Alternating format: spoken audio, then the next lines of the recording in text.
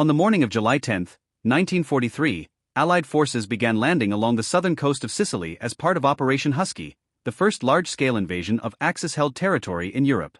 The landings involved more than 160,000 troops from the United States, Britain, and Canada, supported by hundreds of naval vessels and aircraft.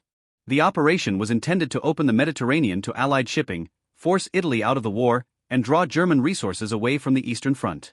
The American sector of the invasion focused on the coastline between Licata and Scogliti. U.S. 7th Army, under Lieutenant General George S. Patton, was responsible for securing ports and airfields that would allow sustained operations inland. One of the most heavily contested landing areas was near the town of Gela, where U.S. Army Rangers and infantry units of the 1st Infantry Division came ashore under sporadic artillery and machine gun fire. Behind the front line, aboard command ships and temporary shore stations, radio operators worked continuously to maintain communication between landing forces, naval gunfire units, and higher headquarters. These operators were not decision-makers in the formal sense. Their task was technical and procedural: receive, transmit, and relay information as accurately and quickly as possible. One such operator was assigned to a provisional communications post established near the Gela beachhead. The post consisted of a mobile radio unit set up within a partially damaged stone building, selected for its proximity to the shoreline and its limited protection from small arms fire. The operator, a U.S. Army enlisted specialist, had been trained in high-frequency field radio and Morse code transmission. His role was to monitor incoming signals from forward units and pass verified messages up the chain of command. By the afternoon of July 11, the operational situation around Gela had become unstable. German forces from the Hermann Göring Division had launched counterattacks aimed at pushing the Americans back into the sea. Several armored units moved south from the interior, supported by artillery and limited air cover. American infantry, still consolidating positions and lacking sufficient anti-tank weapons, relied heavily on naval gunfire to hold their ground. Communication between ground forces and naval vessels was therefore critical. Requests for fire support had to be transmitted accurately, including coordinates, unit identification, and timing. Any error in transmission risked friendly fire or delayed response. The radio post near Gela handled dozens of messages per hour.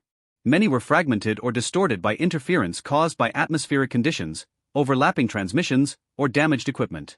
The operator's routine involved logging each incoming signal, verifying its source call sign, and retransmitting the message through a secondary channel to a naval liaison unit. At approximately 1640 hours local time on July 11, a series of transmissions began arriving from forward observers positioned along a road north of Gela. These observers reported German armored movement and requested immediate naval fire. The messages were short, urgent, and partially garbled.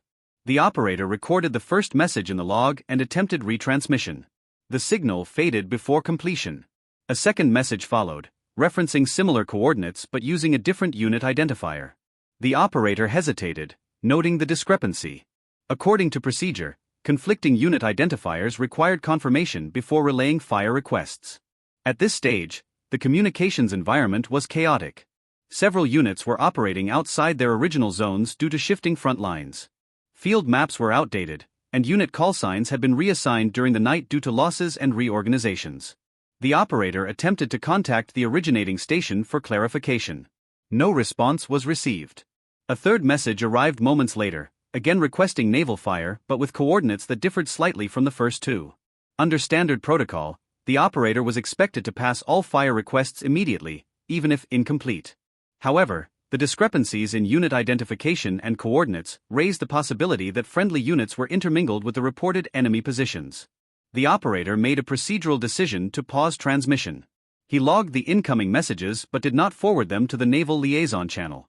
Instead, he attempted to establish direct contact with the forward observers to verify their position. This pause lasted approximately 6 minutes. During that time, German armored elements continued advancing toward the Gela perimeter. U.S. infantry units, lacking confirmation of naval support, began repositioning anti-tank guns and requesting airstrikes through separate channels. At 1647 hours, the operator finally received a clear transmission from a forward observer confirming that the German tanks were within 800 meters of U.S. positions and that friendly units were operating on both sides of the road. The coordinates in the earlier messages were partially incorrect due to a misread map grid. The operator then forwarded a corrected fire request to the naval liaison unit, including a warning about friendly proximity. Naval gunfire was authorized and adjusted accordingly. Destroyers offshore opened fire within minutes, targeting confirmed German positions while avoiding areas where US units were present. The delay, though brief, altered the sequence of responses. Instead of immediate but potentially misdirected fire, the naval support was delivered with corrected targeting data. Subsequent reports indicated that several German vehicles were destroyed, and the counterattack stalled before reaching the beachhead. At the time, the operator's pause was not formally documented as a decision. In official records, the delay appeared as routine signal verification. The communications log showed only timestamps and retransmission notes. From an institutional perspective, the incident blended into the broader operational complexity of the Sicily campaign. Thousands of similar transmission delays occurred across multiple fronts due to technical and procedural factors. However, within the communications unit, the pause became a reference point in later internal training discussions. It illustrated the limits of rigid protocol under fluid combat conditions, particularly when unit positions and identifiers could not be reliably maintained. The operator himself was not mentioned in after-action reports. He returned to routine duty as the front advanced inland toward Palermo and Messina. His role remained technical, and no formal recognition was attached to the incident. By mid-July, Allied forces had secured most of southern Sicily. German and Italian units began withdrawing toward the northeast, preparing for evacuation across the Strait of Messina. The communications post near Gela was dismantled, and personnel were reassigned to new operational sectors. The incident of the pause transmission remained embedded in a single communications log entry, marked only by a brief gap between receipt and retransmission. It did not appear in strategic summaries or campaign histories. Yet within the narrow operational context of the Gela counterattack, that pause had altered the timing and targeting of naval fire support. The effect was localized, procedural, and undocumented outside technical records. The broader operational problem remained unresolved. Allied command structures depended on rapid, accurate communications in an environment where unit boundaries were constantly shifting, equipment was unreliable, and frontline observers operated under extreme pressure. The radio operator's pause reflected a structural limitation rather than an individual anomaly. It revealed how frontline decisions were often shaped not by formal command orders, but by momentary judgments made at technical choke points within the communication system. By the end of the Sicily campaign, Allied planners recognized the need for improved joint communication protocols between ground and naval units. Training manuals were revised, and liaison teams were expanded for future amphibious operations, including those planned for Italy and Normandy. The operator's specific action was never formally cited in these revisions. It remained an unrecorded instance within a broader pattern of systemic adaptation under combat conditions. By July 12, 1943, the immediate threat to the Gela beachhead had been contained, but the communications environment remained unstable. The front line was no longer fixed to the shoreline. U.S. 7th Army units were advancing inland in dispersed columns, often separated by terrain, limited road networks, and incomplete intelligence on German withdrawal routes. Radio traffic increased rather than decreased. As operations shifted from amphibious assault to mobile ground combat, the demand for coordination between infantry, armor, artillery, and air support expanded rapidly. Field radios that had been designed primarily for short-range tactical use were now being employed as the primary backbone of operational command. The communications post that had supported the Gela sector was re-established several kilometers inland, this time in a requisitioned school building on the outskirts of an agricultural village. The building offered better protection from shell fragments but suffered from unreliable electrical power. Generators were used intermittently, and many transmissions relied on battery-operated equipment with limited output strength. The same operator remained assigned to this post, now under a different signals officer. His routine expanded. In addition to naval fire coordination, he handled traffic related to troop movements, supply requests, casualty evacuation, and reconnaissance reports. Messages arrived in mixed formats: Morse code, voice transmission, and relay through courier when radio links failed entirely. Operational doctrine emphasized speed. Field manuals instructed radio operators to prioritize immediate transmission over verification, especially for fire support requests. The assumption was that frontline observers had the best situational awareness and that any delay increased the risk to engaged units. In practice, this assumption was increasingly difficult to sustain. As American forces pushed toward the town of Nissimi, contact with German rearguard units intensified. The terrain consisted of rolling hills, vineyards, and narrow dirt roads bordered by stone walls. Visibility was limited, and map accuracy declined with distance from pre-war survey zones. Forward observers frequently reported enemy positions based on incomplete visual confirmation. In several cases, Italian civilian vehicles were mistaken for German reconnaissance units. In others, U.S. patrols advancing ahead of schedule appeared in areas still marked as hostile on operational maps. The communications post began receiving a growing number of contradictory messages. Two units would claim control of the same crossroads. Fire requests arrived for locations already occupied by friendly forces. Some transmissions used outdated call signs that had been reassigned after casualties or unit mergers. On the afternoon of July 13, a pattern emerged. Over a 4-hour period, 5 separate fire requests were logged for artillery strikes along a single road segment north of Sicily. Each request cited a different unit identifier. None could be independently confirmed.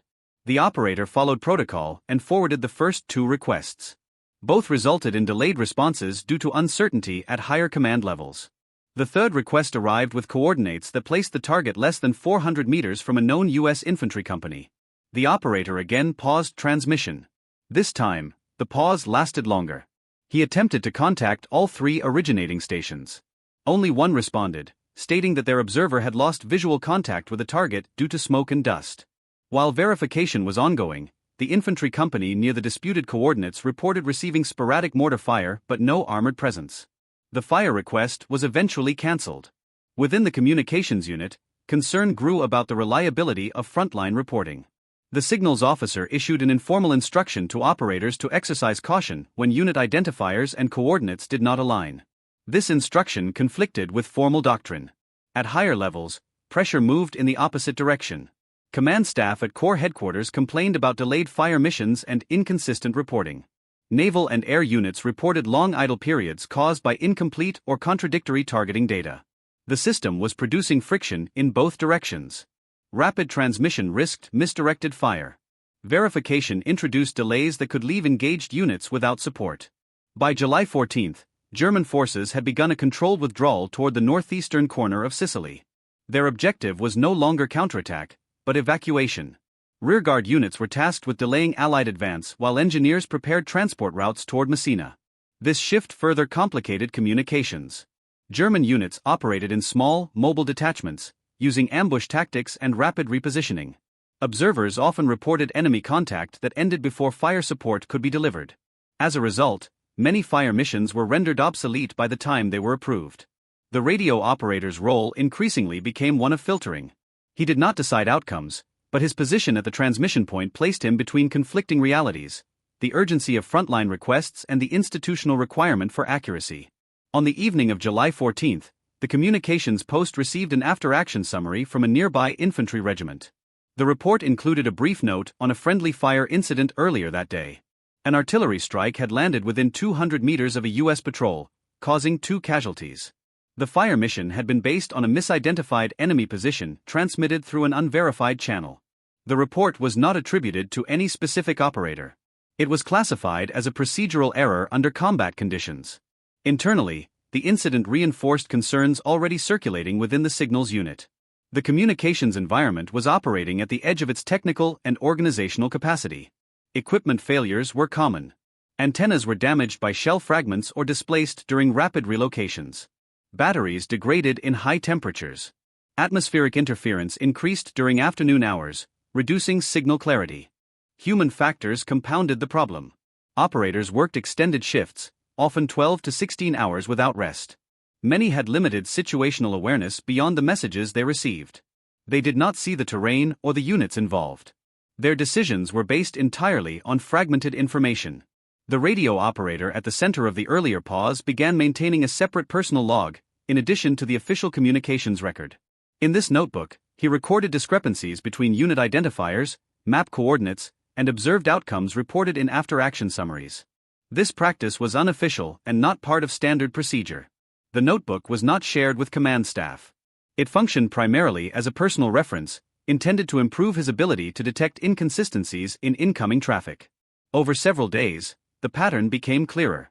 Most problematic transmissions shared 3 characteristics: outdated call signs, coordinates derived from secondary maps, and urgent language indicating loss of contact or visual confirmation. These messages were not false, but they were incomplete. The operational problem was structural. Allied forces were advancing faster than the communication system could adapt. Unit reorganizations outpaced updates to signal directories. Field maps lagged behind actual positions. Observers operated under pressure with limited training in precise grid referencing. Doctrine assumed stability. The battlefield offered none. By July 15, 7th Army Headquarters issued a directive emphasizing the need for improved liaison between forward observers and signals units.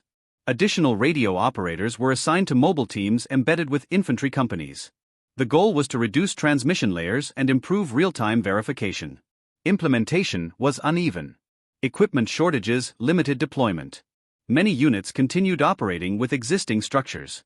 At the communications post, the radio operator continued his routine. He forwarded most messages immediately, as required. He paused only when discrepancies reached a threshold that suggested direct risk to friendly units. Each pause remained undocumented as a decision. In official logs, they appeared as signal delays caused by interference or equipment adjustment. From a systemic perspective, these pauses represented informal adaptations within a rigid structure. They were not sanctioned, but they emerged naturally in response to operational stress. The tension between doctrine and practice widened. Command staff demanded speed. Field operators confronted ambiguity. The communication system functioned, but not reliably enough to meet the theoretical expectations placed upon it.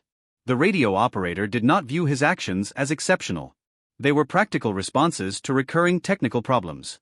He had no authority to modify procedures, only the ability to interpret them under pressure. As Allied forces approached the Etna line, the final German defensive position before Messina, radio traffic intensified once again. The volume of messages doubled within 48 hours. Fire requests, air support coordination, and reconnaissance reports overlapped continuously. The system was approaching saturation. The earlier pause at Gela had been a singular incident within a complex operation. Now, similar conditions were emerging across multiple sectors simultaneously. The risk of misdirected fire, delayed response, and informational overload increased with each advance. The operational problem was no longer isolated. It was becoming systemic. By July 17, 1943, Allied forces had established a continuous front across much of southern Sicily. The initial landings were no longer the defining feature of the operation. The campaign had transitioned into a moving pursuit, with German units retreating in stages while attempting to preserve cohesion and equipment. The communication structure, however, remained largely unchanged. Signal units were still organized around static relay points, many of which had been intended for coastal operations. As infantry and armored elements advanced inland, the distance between frontline observers and transmission centers increased. Messages passed through multiple relay stations, each adding delay, potential distortion, or misinterpretation. At the same time, operational tempo accelerated. Artillery batteries repositioned frequently. Air support missions were coordinated on shorter notice.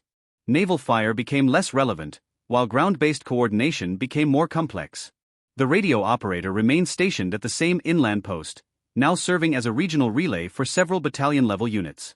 His workload increased substantially. Instead of handling discrete channels, he now monitored overlapping frequencies that carried mixed traffic, tactical updates, casualty reports, movement orders, and fire requests. The operational problem that had previously appeared intermittent now became persistent. On the morning of July 18, multiple fire support requests were received within a 10-minute interval, all referencing enemy concentrations near a small ridge line west of Vizzini. The ridge was marked on operational maps as a probable German observation point. 3 separate units submitted coordinates for the same area. None matched exactly. The first request came from an artillery forward observer embedded with an infantry company. The second arrived from a reconnaissance patrol operating independently. The third was relayed through an armored unit that had received indirect contact reports from local civilians. Each message described enemy movement, but in different terms. One referenced vehicle sounds. Another reported flashes consistent with mortar fire. The third mentioned possible radio intercepts suggesting German presence. The operator attempted standard verification. He contacted the original transmitters. Only the reconnaissance patrol responded immediately. They confirmed movement but could not specify unit type or strength. According to doctrine, this was sufficient to forward the fire request. The operator hesitated. He reviewed his personal log. The coordinates used by the reconnaissance patrol corresponded to a map sheet that had been revised 3 days earlier. The artillery observer was using an older grid reference. The armored unit's coordinates were derived from a secondary sketch map distributed during a field briefing. None of the 3 could be reliably aligned. The operator delayed transmission and contacted the signals officer. The officer instructed him to forward the request with a notation indicating uncertainty. This was consistent with procedure. The operator did not immediately comply. Instead, he initiated an additional step. He contacted a mobile liaison team attached to a nearby infantry regiment, asking whether any friendly units were operating near the ridge. The response arrived 7 minutes later. A U.S. patrol had been dispatched to that exact location earlier that morning, but their position had not yet been updated in the central operations map. If the fire request had been transmitted immediately, the ridge would likely have been subjected to artillery fire within the next 15 minutes. The operator cancelled the transmission. This was not a formal authority. He recorded the delay as signal interference. He informed the signals officer that the transmission line had experienced temporary disruption. The officer accepted the explanation without investigation. Later that afternoon, the patrol returned with minor casualties from small arms fire. They reported no significant German presence, only a lightly defended observation post that had already been abandoned. The incident did not appear in any official report. From an operational perspective, the cancelled fire mission was invisible. No artillery had been fired. No friendly casualties occurred. No enemy positions were confirmed. But for the operator, the event marked a shift. Until this point, his pauses had been defensive. He delayed when messages conflicted. He verified when coordinates appeared risky. His actions were reactive, confined to immediate technical inconsistencies. Now, he had intervened proactively. He had prevented a fire mission based on incomplete information, not because of a direct technical error, but because the system itself was lagging behind battlefield reality. This was not accounted for in doctrine. The official role of a radio operator was to transmit information, not evaluate it. Verification was limited to confirming signal clarity and message format. Content assessment was reserved for command staff and forward observers. In practice, the operator had become a filter. This shift was not recognized institutionally. There was no mechanism for operators to formally report systemic information delays. Field manuals assumed that frontline observers had the most accurate situational awareness and that relay stations functioned as neutral conduits. The battlefield contradicted this assumption. As Allied forces moved closer to the Etna line, German rearguard tactics intensified. Small units conducted delaying actions using mines, ambushes, and rapid withdrawals. Engagements were brief and localized. Enemy positions changed frequently within short time spans. Observers often reported contact that no longer existed by the time fire support could be coordinated. The communication system could not adapt at the same pace. On July 19, the operator received a transmission marked "Priority Immediate." It originated from an infantry company requesting air support against armored movement near a crossroads outside Caltagirone. The message included coordinates and a description of at least 2 enemy vehicles. The operator recognized the call sign. The unit had suffered heavy casualties the previous day and had been merged with another company. Their call sign had officially changed, but many operators continued using the original designation. The coordinates placed the target area within a sector known to contain friendly supply convoys. The operator requested confirmation. The response came from a different transmitter, using the same call sign. They reported visual contact with enemy silhouettes, but could not confirm vehicle type. The operator did not forward the air support request. Instead, he contacted the air liaison officer assigned to the communications post. He explained that the call sign was outdated and that the coordinates overlapped with friendly movement routes. The liaison officer instructed him to hold the request until further clarification. 30 minutes later, a supply convoy passed through the referenced crossroads without incident. No German vehicles were observed. Again, no official record was created. These interventions remained undocumented. They appeared in logs only as delays attributed to signal issues or clarification requests. From a systems perspective, the communication network continued functioning according to formal parameters. Messages were transmitted. Fire missions were conducted. Casualty reports were processed. The deviations introduced by individual operators were absorbed into the system without visibility. However, the cumulative effect was significant. Across several days, the operator had prevented at least 4 fire missions based on discrepancies between reported positions and probable friendly movement. None of these actions were coordinated with command staff. They were isolated decisions made at the transmission point. The operator did not consider them acts of initiative. He viewed them as technical adjustments. His goal was not to alter operational outcomes, but to prevent errors generated by outdated or conflicting information. The distinction was subtle but important. He did not challenge authority.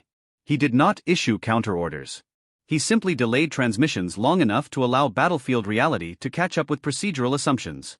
This behavior remained invisible to higher command. At the same time, pressure on signal units increased. Command staff continued to emphasize rapid coordination. Delays were criticized in after-action meetings.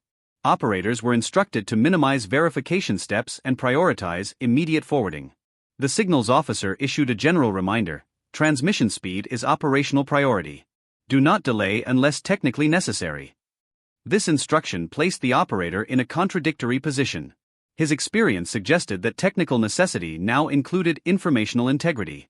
But the institution defined technical necessity narrowly: equipment function, signal clarity, message format. There was no category for systemic lag. The turning point was not dramatic. It did not involve confrontation or formal reprimand. It emerged gradually through repeated micro-decisions that accumulated into a new pattern of behavior. The operator continued to pause transmissions selectively, but with greater consistency. He developed informal criteria: outdated call signs, coordinates overlapping known friendly routes, reports lacking visual confirmation, messages derived from secondary sources. These criteria were not codified. They existed only in his personal log and in his judgment. Other operators began to adopt similar practices independently. There was no coordination among them, only shared experience. Each encountered the same discrepancies and developed personal methods for managing them. The communication system began to evolve informally. Instead of functioning purely as a relay network, it became a distributed filtering mechanism. Operators assessed credibility, cross-checked information, and delayed transmissions when necessary. This adaptation was not visible in organizational charts or doctrinal manuals. It emerged at the margins, driven by technical limitations and battlefield conditions. From an institutional perspective, nothing had changed. From an operational perspective, the system was quietly redefining itself. The radio operator did not frame his actions as decisions. He framed them as corrections. But the distinction between correcting information and shaping outcomes had effectively disappeared. By late July 1943, the Allied advance in Sicily had slowed as German forces consolidated their withdrawal toward Messina. The operational tempo remained high, but engagements became more fragmented.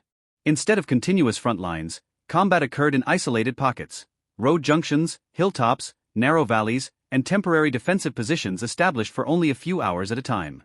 The communication system, however, still operated on assumptions of stable unit locations and clearly defined engagement zones.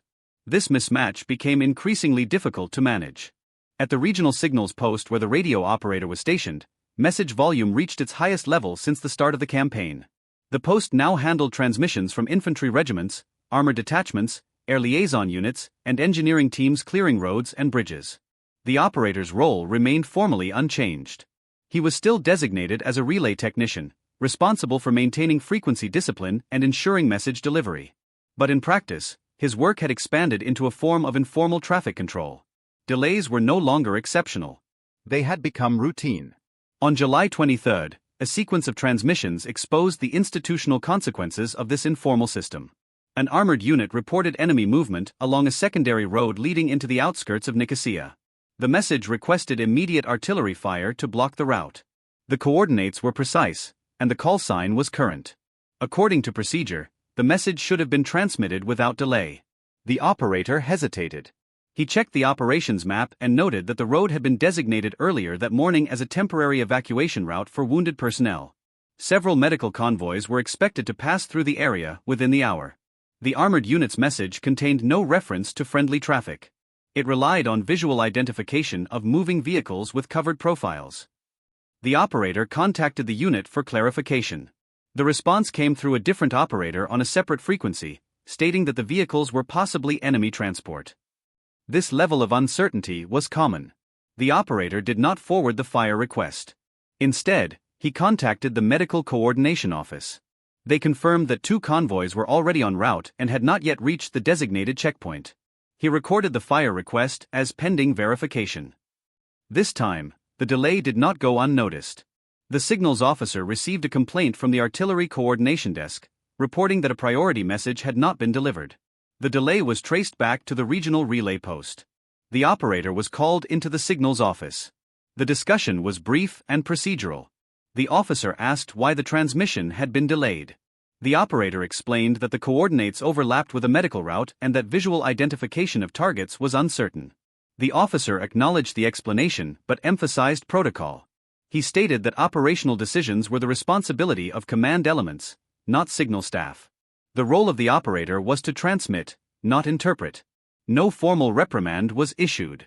The incident was recorded as a procedural deviation. Later that afternoon, the medical convoys passed through the area without incident. No enemy vehicles were observed. The armored unit eventually reported that the initial movement had likely been civilian transport. From a practical standpoint, the operator's decision had prevented a potential friendly fire incident. From an institutional standpoint, the operator had exceeded his authority. This contradiction became increasingly difficult to ignore. Over the following days, similar situations occurred. Fire requests overlapped with engineering units. Air support calls conflicted with reconnaissance patrols. Reports of enemy movement were based on indirect observation or outdated intelligence. Each time, the operator applied the same informal criteria. He delayed when information conflicted with known friendly activity. He requested clarification when call signs were inconsistent. He withheld transmission when reports lacked verification. Each time, he risked procedural violation. The signals officer began to receive multiple complaints from coordination desks regarding delayed traffic. In response, a directive was issued to all relay posts in the sector.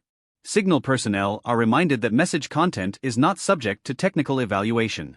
All verified transmissions are to be forwarded immediately without discretionary delay. The directive was unambiguous. The operator now faced a structural conflict. His experience suggested that immediate transmission increased the risk of misdirected fire. The directive required him to abandon discretionary filtering. The system demanded speed.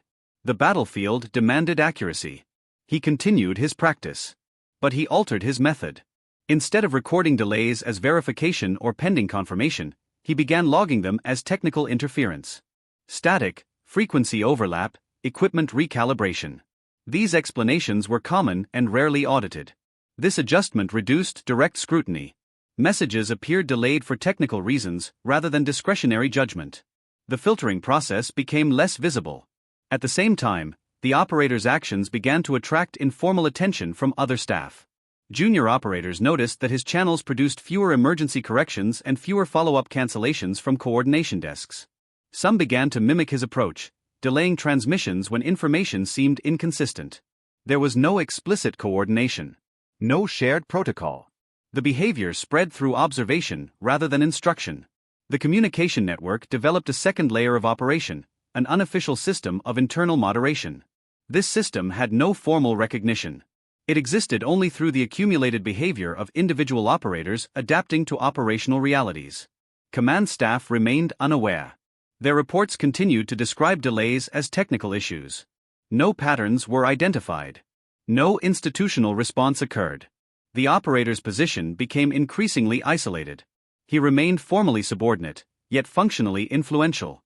He did not issue orders or make tactical decisions, but his control over transmission timing shaped which information entered the command system and when. This influence was indirect but significant. It also placed him at personal risk. If a delayed transmission resulted in missed opportunities or operational failure, responsibility would fall on the signal staff. There was no formal protection for discretionary delays. The operator maintained detailed personal logs, recording discrepancies, conflicts, and reasons for delay. These logs were not part of official documentation. They served only as internal justification. By the end of July, Allied forces were approaching the final phase of the campaign. German units prepared for evacuation across the Strait of Messina. Engagements became increasingly localized and chaotic. Communication traffic intensified further. On July 29, a fire support request arrived from a forward observer embedded with an infantry platoon. The request referenced enemy positions near a small coastal village. The coordinates were clear, and the observer reported direct visual contact. The operator checked the map. The village had been designated as a civilian evacuation point. Several Allied units were moving through the area to secure transport routes. He requested clarification. No response came. He delayed the transmission. 10 minutes later, a reconnaissance unit reported that the village was empty. The initial contact had likely been misidentified movement along the shoreline. The fire mission was cancelled before transmission. The incident was not reported. From an operational perspective, nothing had occurred. From a systemic perspective, the communication network had prevented another potential misfire through informal filtering. The operator's role was now fully transformed. He was no longer simply managing signals. He was managing uncertainty. This function had no formal definition, no institutional framework, and no official recognition. It existed entirely within the gap between procedural doctrine and operational reality. The system depended on it. The system did not acknowledge it. In early August 1943, Allied forces completed the capture of Sicily. German and Italian units had withdrawn across the Strait of Messina under sustained pressure, and large-scale combat operations on the island formally ended. The campaign closed not with a decisive final battle, but with a gradual collapse of organized resistance and a shift toward occupation, reorganization, and preparation for the next phase of the war. At the regional signals post, message volume declined sharply within days. Emergency transmissions were replaced by logistical traffic, supply redistribution, unit redeployments, casualty reporting, and infrastructure assessments. The continuous urgency that had defined the previous weeks disappeared almost overnight. The radio operator remained at his position during the transition period. His role returned, at least on paper, to its original technical definition. He relayed messages, maintained frequencies, and logged transmission times. The informal filtering system that had emerged during combat became less necessary as operational conditions stabilized. No formal review of communication procedures took place at his post. The logs that had accumulated during the campaign were archived and transferred to higher headquarters as routine documentation. His personal notes, which detailed discrepancies, conflicts, and delayed transmissions, were not included. They remained in a private notebook that never entered official records. Several weeks later, a limited internal review was conducted by the Allied Signals Directorate. The purpose was to assess communication efficiency during the Sicily campaign, focusing on equipment performance, network reliability, and average transmission delays. The report concluded that the communication system had performed within acceptable parameters. Delays were attributed primarily to environmental conditions, terrain interference, and high message volume. No systemic failures were identified. The operator was not mentioned by name. From an institutional perspective, the campaign confirmed existing doctrine. Signal personnel were described as effective technical intermediaries operating under difficult conditions. The review recommended incremental improvements in equipment shielding, frequency allocation, and training protocols. No reference was made to discretionary filtering, informal moderation, or operator-level intervention. Shortly after the review, the operator was reassigned. He was transferred to a rear area communication center on the Italian mainland, where his duties involved coordinating routine traffic between supply depots and administrative offices. The environment was stable, predictable, and heavily supervised. There were no further opportunities for discretionary action. The unofficial practices that had developed at the Sicilian post did not survive the transition. Junior operators who had adopted similar habits reverted to standard procedures. The absence of immediate battlefield risk eliminated the practical incentive for informal judgment. The system returned to its formal structure. In later campaigns, communication failures continued to occur. Misidentifications, delayed responses, and conflicting reports remained common features of large-scale operations. Institutional responses focused on technical solutions, improved equipment, standardized protocols, and centralized control. The underlying problem, the gap between procedural transmission and operational reality, was never formally addressed. The operator's experience remained isolated. Within official history, the role of radio operators was described in general terms: maintaining links between units, ensuring message flow, supporting command decisions. Their influence was framed as technical rather than interpretive. The specific actions taken during the Sicily campaign were not recorded. No citation, commendation, or disciplinary action was issued. From a documentary standpoint, the absence of records is significant.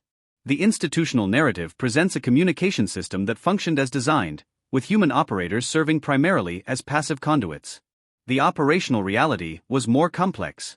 Decisions were shaped not only by what was transmitted, but by what was delayed, questioned, or withheld. These actions occurred below the level of formal authority and outside the scope of official doctrine. They were not codified, evaluated, or acknowledged. They existed only in practice. The operator returned to civilian life after the war. His service record listed him as a signal technician with no special assignments. He did not publish memoirs or provide formal testimony. His private notes were eventually discarded. What remains is a structural observation rather than a personal one. Modern military communication systems emphasize automation, redundancy, and real-time data flow. Yet they continue to rely on human operators at critical points of transmission and interpretation. The tension between procedural compliance and situational judgment persists, though it is rarely documented. The Sicily campaign offers a limited but instructive case. In a high-pressure operational environment, a single radio operator introduced informal discretion into a rigid communication system. That discretion prevented documented instances of misdirected fire. It also violated established protocol. The system benefited from the outcome. The system did not recognize the method. This episode does not alter the established narrative of the campaign. It does not redefine strategic outcomes or operational success. It does, however, illustrate a recurring feature of complex systems. Critical functions are often performed by individuals whose actions fall outside formal structures and remain invisible in institutional records. Their contributions are not easily measured. Their decisions are not officially acknowledged. Their impact exists primarily in what did not happen.